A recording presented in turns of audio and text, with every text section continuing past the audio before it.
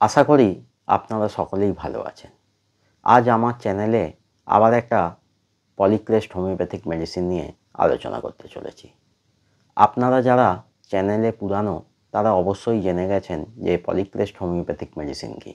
আর যারা চ্যানেলে নতুন তাদের জন্য বলি, পলিক্রেস্ট হোমিওপ্যাথিক মেডিসিন হলো সেই মেডিসিন যা শরীর ও মনের বিভিন্ন সমস্যায় অনেক গভীরে গিয়ে কাজ করে। আজকে আমি আলোচনা করব ক্যালকেরিয়া গ্রুপের আরেকটা অনবদ্য হোমিওপ্যাথিক মেডিসিন ক্যালকেরিয়া সাল্ট সম্পর্কে।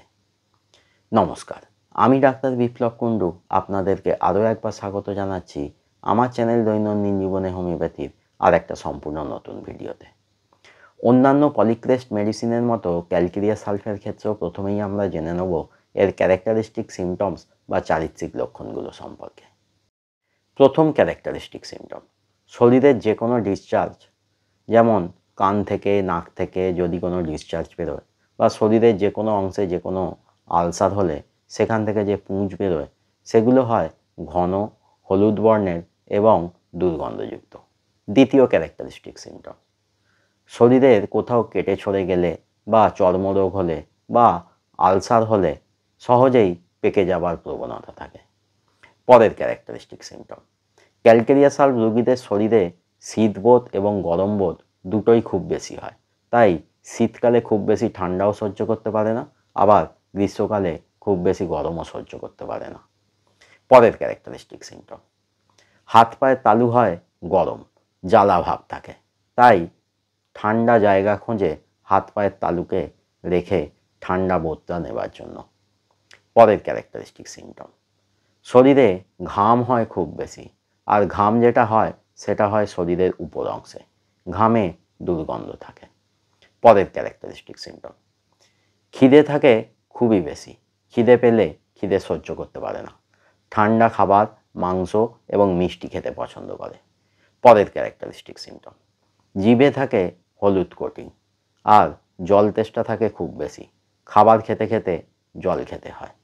পরের ক্যারেক্টারিস্টিক সিমটমস, মানসিক লক্ষণ, ক্যালকেরিয়া সাল্ফ রোগীরা সারাদিন এনার্জিতে ভরপুর থাকে, সব কিছু ঠিক থাকে, কিন্তু সন্ধে হলেই ঝিমিয়ে পড়ে, চুপচাপ মন খারাপ করে বসে থাকে, অহেতুক দুশ্চিন্তা করে, আর এই দুশ্চিন্তা সন্ধেবেলা এবং রাত্রেবেলা বৃদ্ধি পায়।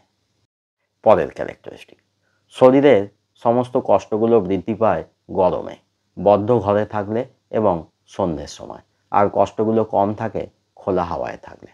পরের ক্যারেক্টারিস্টিক সিমটম, শরীরের যে কোনো জায়গায় যে কোনো ধরনের সিস্ট, পলিপ এবং ফোঁড়া হবার প্রবণতা দেখা যায়। পরের ক্যারেক্টারিস্টিক, ক্যালকেরিয়া সাল্ফ রোগীদের সহজেই ঠান্ডা লেগে যায়।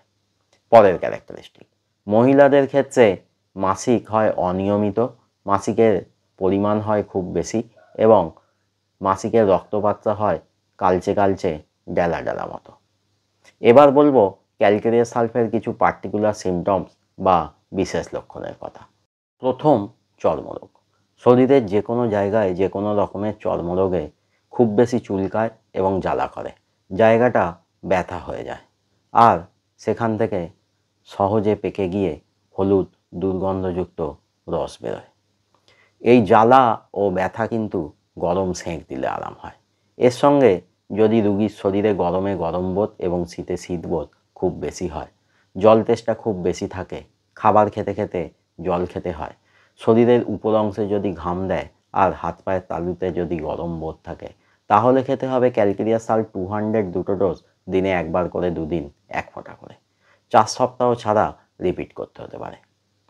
এরপর ফোঁড়া, যে ফোঁড়াগুলো বেরোনো থেকেই মুখটা হলুদ হয়ে থাকে অর্থাৎ পেকে থাকে, সেখানে ক্যালকেরিয়া সাল্ফ অপরিহার্য মেডিসিন। খেতে হবে ক্যালকেরিয়া সাল্ফ 200 দুটো ডোজ, দিনে 2 বার 1 ফোঁটা করে। এরপর মুখের ভিতর ও জিভে অনেক দিন ধরে কোনো ঘা হয়ে থাকলে, মুখ থেকে অতিরিক্ত দুর্গন্ধ বেরোলে, তার সঙ্গে যদি রোগীর মধ্যে ক্যালকেরিয়া সাল্ফের কমপক্ষে 3টি ক্যারেক্টারিস্টিক সিমটমস পাওয়া যায়, তাহলে খেতে হবে ক্যালকেরিয়া সাল্ফ 200 দুটি ডোজ, দিনে একবার করে দুদিন 1 ফোঁটা করে, 2 বা 4 সপ্তাহ ছাড়া রিপিট করতে হতে পারে। এরপর সিএসওএম বা ক্রনিক সাপুরেটিভ অটাইটিস মিডিয়া, অর্থাৎ কান থেকে যদি ঘন হলুদ বর্ণের এবং দুর্গন্ধযুক্ত রস বেরোয়, তার সঙ্গে যদি রোগীর শরীরে গরমে গরম বোধ এবং শীতে শীত বোধ দুটোই খুব বেশি হয়, হাত পায়ের তালু যদি গরম হয়, শরীরের উপর অংশে যদি ঘাম দেয়, যদি খিদে খুব বেশি থাকে এবং খিদে পেলে খিদে সহ্য করতে না পারে, তাহলে খেতে হবে ক্যালকেরিয়া সাল্ট 200 2টি থেকে 4টি ডোজ, দিনে 2বার করে 1 ফোঁটা করে। এক্ষেত্রেও 2 বা 4 সপ্তাহ ছাড়া রিপিট করতে হতে পারে। শরীরের যে কোনো জায়গায় যে কোনো ধরনের সিস্টিক গ্রোথ সঙ্গে যদি শরীরের শীতে শীতবোধ এবং গরমে গরম বোধ খুব বেশি হয়, জল তেষ্টা যদি খুব বেশি থাকে এবং খাবার খেতে খেতে জল খেতে হয়, শরীরের উপর অংশে যদি খুব বেশি ঘাম দেয়, তাহলে খেতে হবে ক্যালকেরিয়া সাল্ট 200 2টি ডোজ, দিনে 1বার করে 2 দিন 1 ফোঁটা করে। 4 সপ্তাহ ছাড়া রিপিট করতে হতে পারে। এরপর কনজাংটিভাইটিস, অর্থাৎ চোখের উপরের এবং নিচের পাতার প্রদাহ, এবং সেটা ইনফেকশন হয়ে গিয়ে যদি হলুদ বর্ণের পুঁজ বেরোয়, সঙ্গে চোখের পাতায় যদি জ্বালা ভাব থাকে এবং চুলকায়, এবং এগুলো যদি ঠান্ডা সেঁক দিলে আরাম পাওয়া যায়, সঙ্গে যদি ক্যালকেরিয়া সালফের যে কোনো 3টি ক্যারেক্টারিস্টিক সিমটম সেই রোগীর মধ্যে পাওয়া যায়, তাহলে খেতে হবে ক্যালকেরিয়া সাল্ট 200 2টি ডোজ, দিনে 2বার 1 ফোঁটা করে। এরপর জয়েন্ট পেন, শরীরের যে কোনো জয়েন্টে ব্যথা, ফ্রোজেন শোল্ডারের ব্যথা, এবং এই ব্যথা যদি একটুও মুভমেন্ট করলে বৃদ্ধি পায় আর গরম সেঁক দিলে যদি আরাম পাওয়া যায়, সঙ্গে রোগীর শরীরে যদি গরমে গরম বোধ এবং শীতে শীতবোধ দুটোই খুব বেশি হয়, হাত পায়ের তালু যদি গরম হয় এবং জ্বালাবোধ থাকে, জল তেষ্টা যদি খুব বেশি থাকে এবং খাবার খেতে খেতে জল খেতে হয়, খিদে যদি খুব বেশি থাকে এবং খিদে পেলে খিদে সহ্য করতে না পারলে খেতে হবে ক্যালকেরিয়া সাল্ট 200 4টি ডোজ, দিনে 2বার করে 2 দিন 1 ফোঁটা করে। 2 বা 4 সপ্তাহ ছাড়া রিপিট করতে হতে পারে। এছাড়াও রোগীর শরীরের এবং মনের যে কোনো সমস্যায় ক্যালকেরিয়া সাল্ফ ব্যবহার করা যেতে পারে, যদি সেই রোগীর মধ্যে ক্যালকেরিয়া সালফের কমপক্ষে 3টি ক্যারেক্টারিস্টিক সিমটমস পাওয়া যায়, এবং রোগী অবশ্যই উপকার পাবে। আজকে ভিডিও এখানেই শেষ করছি। যদি ভিডিওটা ভালো লাগে তাহলে অবশ্যই একটা লাইক করবেন, পরিচিতদের সাথে ভিডিওটা শেয়ার করবেন, আর যদি কোনো প্রশ্ন থাকে তাহলে কমেন্টে জানাবেন, আমি অবশ্যই উত্তর দেবো।